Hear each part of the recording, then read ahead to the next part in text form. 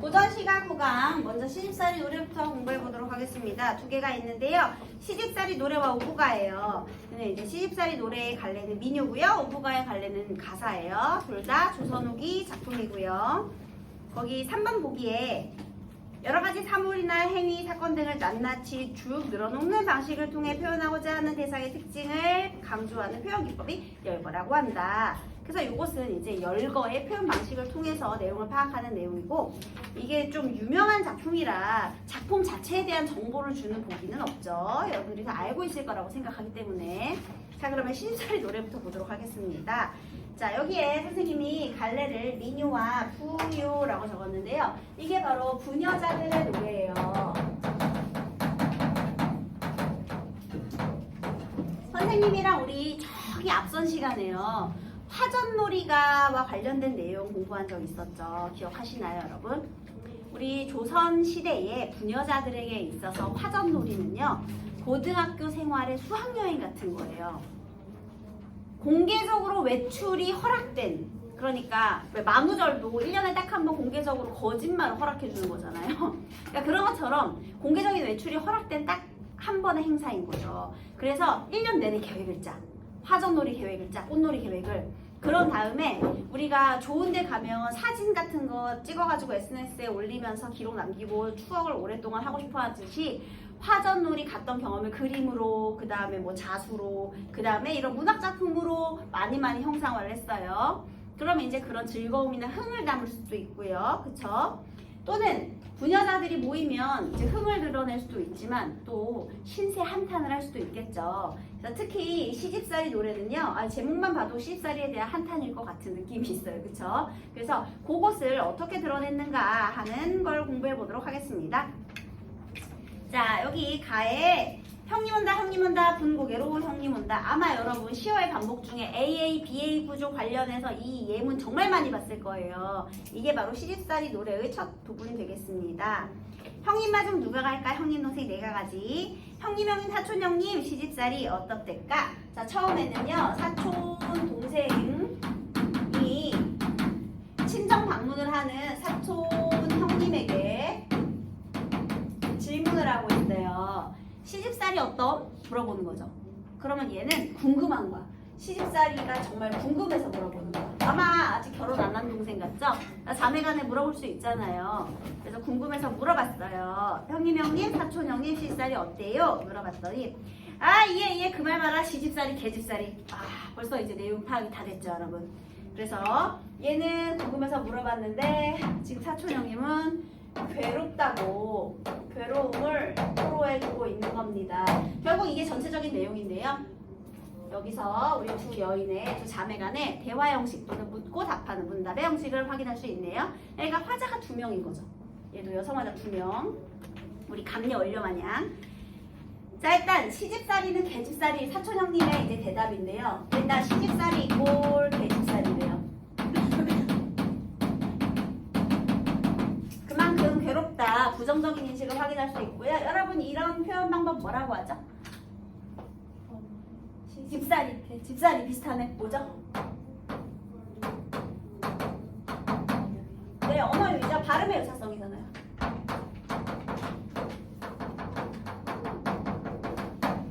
이렇게. 그래서 여러분, 이 작품의 특징은 바로 이건데요. 어렵지만 이제 웃음으로 좀 재미있게 드러내려는 해악인데요. 이게 중요하니까 잘 보세요. 그 다음에 앞밭에는 당초 심고 뒷밭에는 고추 심고 고추 당초 맵다 해도 시집살이 더 맵더라. 자, 이제 시집살이에 매운 시집살이 얼마나 매운지 내가 한번 얘기해 줄게가 되겠거든요. 근데 여러분, 당초가 뭔지 아세요? 그러니까 고추야. 그리고 고추도 고추야. 같은 거거든요. 근데 만약에 이거를 앞밭에 고추 있고 뒷밭에 고추 있어서 고추 매워도 그거보다 더 매워 보다 당초 고추로 좀 이렇게 변화를 주면 좀 덜 지루하겠지? 그래서 여기는요, 동어 회피, 같은 말의 반복을 회피하는 거예요. 그러니까 동어 반복을 회피하는 거죠. 그러니까 동어 회피를 통해서 운율도 형성하고 시적인 변화도 주고, 그다음 표현 자체도 재미가 있고요. 그래서 해학적인 특징을 또 만들어내고 있네요. 자, 얼마나 맵냐면요. 구체적으로 네 줄 볼게요. 동글동글 수박 씻기 밥 담기도 어렵더라. 도리도리 도리소박 수저놓기 더 어렵더라. 오리물을 기르다가 십리방아 찧어다가 아홉 솥에 불을 떼고 12방아 다리 없고. 아이고 이게 뭐야. 이게 바로 가사 노동의 고됨이죠. 그쵸? 처음에는요. 내가 얼마나 매운가. 첫 번째는 가사 노동이 어려워. 동글동글 도리도리 이거 뭐죠 여러분? 음성상징어지 뭐야? 그리고 여기에 나오는 대꾸 열거 반복 이거 안 쓸게요 여러분. 누가 봐도 지금 여기 대꾸법 그 다음에 그 열거 반복 이런 게 계속해서 나오거든요. 이런 것들은 계속 있으니까 찾아보시고. 그 다음에 여러분 왜 동그란 식기에 밥을 담기가 어려울까요? 많이도 담아요. 근데 너네 그거 아니? 옛날에 선교사가 와가지고 우리 조선 이거 진짜냐 믿거나 말거나 해서 사진을 하나 찍어왔어요. 맞아요. 그 사진 되게 유명하잖아. 이게 진짜냐 아니냐 논란이 있었죠. 삐쩍 마른 상투를 튼 하얀 옷을 입은 그 노인이에요. 조선 노인인데 밥상에 밥이 냉면 그릇에 진짜 이만큼이 담겨있죠. 간장 하나로. 그래서 조선 사람들이 정말 밥을 저렇게 먹는다고? 이게 진위 논란이 있었던 사진인데 지금 영양학적 구조가 옛날 쌀이랑 지금 쌀이 다르잖아요. 그럼 우리는 또 새끼를 먹는 게 아니잖아. 그리고 다른 반찬, 고기 반찬 같은 것도 없고 오로지 탄수화물에 의존해서 힘을 썼기 때문에 밥을 되게 많이 먹었다고 해요. 근데 봐봐 동그란 거에 밥을 담는데 이렇게 동그랗게 예쁘게 쌓아야 되겠지. 그게 한쪽으로 이렇게 퍼져 있거나 어디가 눌려 있거나 그러면 밥을 왜 이렇게 쌓았냐 뭐라 할 거 아니야. 근데 그걸 또 하나만 푸는 게 아니잖아. 그러니까 밥 푸는 것도 어려워. 아주 사소한 건데 그것도 어렵죠. 그 다음에 도리도리 도리소반에 수저 놓긴 더 어려워요. 만약에 상이 네모나잖아? 그리고 각 맞춰서 놓기 너무 좋겠지. 근데 상이 동그래. 게다가 조그매. 그러면 숟가락 이 각도 맞추기가 얼마나 어렵겠냐. 또 조금 삐뚤어졌다 뭐라 하겠지. 그러니까 아주 작은 거지만 이 밥 차리는 것도 일이라는 거예요. 게다가요 오리에 물을 들고 십리에 방아를 찢고 아홉 솥에 불을 떼야 되고 12방에 이부자리 폈다 걷었다 해야 되고 얼마나 할 일이 많은지 너무 괴롭대요. 그리고 또 외나무 다리 어렵대야 시아버니같이 어려우랴 나뭇잎이 푸르대야 시어머니보다 더 푸르랴. 이번에는 뭐에 얘기를 하느냐. 시아버지와 시어머니 시부모를 동양하는 것에 대한 어려움. 여기서요 외나무 다리를 건널 때 우리가 되게 조심조심 건너야 되죠. 항상 두려움에 떨면서. 그러니까 시아버지가 그렇게 무섭고 조심스럽다는 거죠. 또 나뭇잎이 푸르대야 시어머니보다 더 푸르랴. 너네 혹시 서슬이 퍼렇다라는 말 들어본 적 있죠? 서슬이 퍼렇다라는 건 날이 섰다라는 거고요. 굉장히 엄격하고 무서운 때 사용하는 표현이거든요. 그러니까 시어머니는 어떻다는 거야? 굉장히 엄격하고 무서우신 분이라는 거죠. 그래서 이렇게 어렵고 또 이제부터가 중요해요. 요 네 줄 있죠. 시아버니 호랑새우부터 나아누면 썩무새새 이 네모 부분, 네 줄 부분이요. 아주 시험이나 뭐 이렇게 문제가 자주 이제 등장하는 부분 중에 하나입니다. 출제 비율이 높은 부분이에요. 이제는요 이 시집살이의 어려움을 드러낼 건데요. 특히 얘를요 시댁식구를 그리고 자기 자신 새에 비유를 할 거예요. 한번 볼까요? 시아버지 호랑새요. 호랑새는 어떤 특징을 드러낼까요, 여러분? 시아버지가 어떨까? 그러니까 소리도 지르고, 호랑이 무섭잖아, 얘들아. 그치? 무섭잖아. 무서워요. 그래서 시아버지 무섭다는 뜻이고요. 그 다음에 시어머니는 꾸중새요.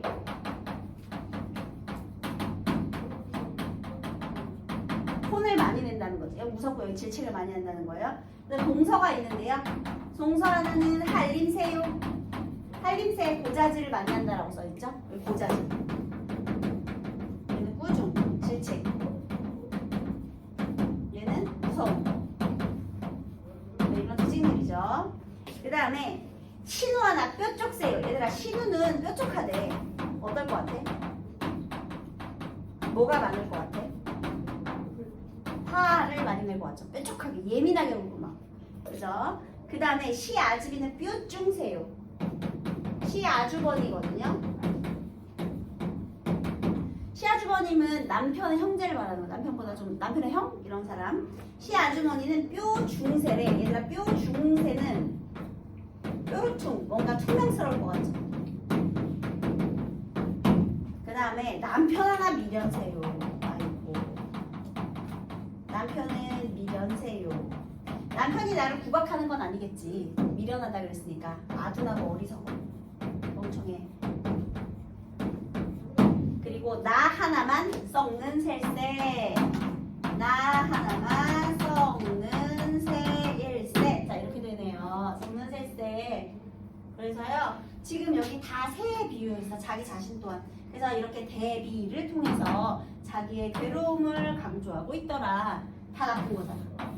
시댁 식구 중에 좋은 마음에 드는 한 사람도 없죠. 물론 나도 겪고 있지만. 그래서 이게 굉장히 해학적인 이 비유를 통한 해학이죠. 해학. 재밌잖아요. 말장난 하듯이 라인도 딱 떨어지고 땡땡새 땡땡새 해가지고 이렇게 재미가 있네요. 자 그 다음 귀 먹어서 3년 눈 어두워 3년 말 못해 3년 석 3년을 살고 나니 그러니까 못 들은 척 안 보이는 척 그리고 말도 하지 않고 참아서 인내와 헌신으로 내가 석 3년 3번의 3년이니까 총 9년을 보냈죠.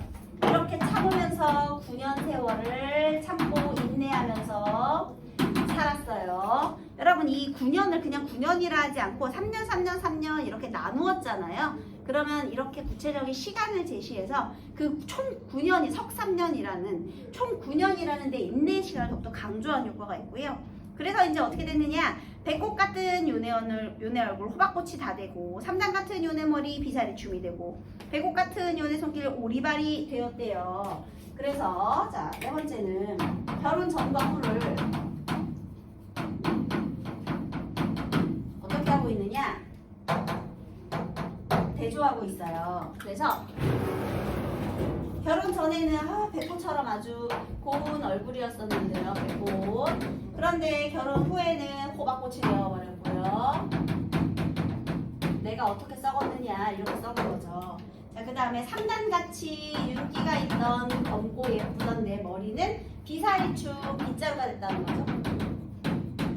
빗자루 같은 머리털이 되었고요. 또 배꼽 같던 나의 고운 손은 오리발이 되었고요. 그래서 이렇게 대조를 통해서도 또 시집살이 어려움을 강조하고 있습니다. 그래서요 열쇠 무명, 아주 고운 무명, 반물 이거는 남쪽 빛깔의 남빛의 치마가 눈물로 다 젖고요. 두폭 부치 행주 치마는 콧물로 다 젖고요. 눈물 콧물. 그래서 내가 결국은 이런 삶을 살다 보니까 얘 때문에 결국은 눈물이고 아주 콧물이고 난리가 났어요. 그래서 울었던가 말았던가 백엔머리 소 이루겠네. 이 눈물 콧물이 모여서 뭐가 되었느냐? 소 연못이 되었대요. 얘는 뭐예요? 과장이죠. 얼마나 울었던지. 그래서 굉장히 괴롭고 힘들었대요. 그런데 그것도 소라고 또 결국에 여기에 뭐가 들어왔어? 거위 한 쌍, 오리 한 쌍, 쌍쌍이 떠들어오네. 그런데 이 소에 뭐가 생겨났어? 거위와 오리가 생겨났대요. 어라? 이 힘든 시집살이에 누가 탄생했을까요? 그래 맞아요. 그래서 자식이야. 그러니까 내가 석 3년 동안 참은 이유가 뭐가 되겠니? 그래 자식 때문에 참은 거야. 결국에는 자식을 생각하면서 견뎌야 되는 거지. 그래서 해학적인 거예요 여러분. 왜냐면 내가 만약에 진짜 꼴배기도 싫고 너무너무 싫다 그러면 욕하고 어떻게 뭐 칼로 찌를 수는 없지만 욕하고 뛰쳐나갈 수도 있잖아요. 근데 결국 웃음으로 승화시켜야 되는 이유는 바로 이 아이들 때문이죠. 그래서 결국에는 거위와 오리는 자식을 의미하고요. 그럼 결국에는 얘가 자식이 생겼네 뭐 어떻게 할 거야. 결국에는 해학적 체념을